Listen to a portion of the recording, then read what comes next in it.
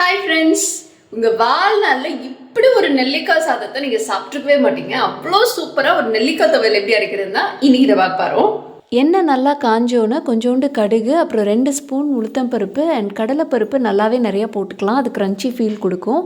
And அது கூட கொஞ்சம் பெருங்காயமும் போட்டுக்கோங்க. 3 வரமிளகா போட்டுட்டு 1 கை அளவுக்கு சின்ன வெங்காயம், அப்புறம் அதில் பாதி வெள்ளைப்பூடு அண்ட் கொஞ்சோண்டு புளி, இத்தினோண்டு புளி போட்டால் போதும். அண்ட் அது கூட கொத்தமல்லி கொஞ்சம் நல்லாவே போட்டுக்கோங்க. நிறையா போடுறவங்களும் போட்டுக்கலாம், நல்லா டேஸ்ட்டாக இருக்கும். அதுக்கப்புறம் 2 பெரிய நெல்லிக்காவை இந்த மாதிரி கட் பண்ணி அது கூட போட்டு நல்லா வதக்கிடுங்க. ஒன்ஸ் அது கொஞ்சம் வெந்துருச்சுன்னு தெரிஞ்சதுக்கப்புறம் உப்பு போட்டுட்டு நீங்கள் ஆஃப் பண்ணி வச்சிடலாம். ஆறுனோன்னு நல்லா மிக்சியில் போட்டு அரைச்சி எடுத்துக்கோங்க. இந்த மாதிரி ஒரு உருண்டை உங்களுக்கு கிடைக்கும். அது நல்லா சுடு சாதத்தில் நெய் ஊற்றிட்டு அது கூட அப்படியே லேசாக பிசைஞ்சு சாப்பிட்டிங்கன்னா செம்ம ருசியாக இருக்குங்க. அந்த துவர்ப்பு, புளிப்பு, காரம், உப்பு எல்லாம் சேர்ந்து அப்படி ஒரு டேஸ்ட்டாக இருக்கும். வீட்டில் எதுவுமே சமைக்கலைனாலும் சாதமும் இந்த நெல்லிக்காய் துவையலும் போதும், செம்ம டேஸ்ட்டாக சாப்பிட்டுக்கலாம்.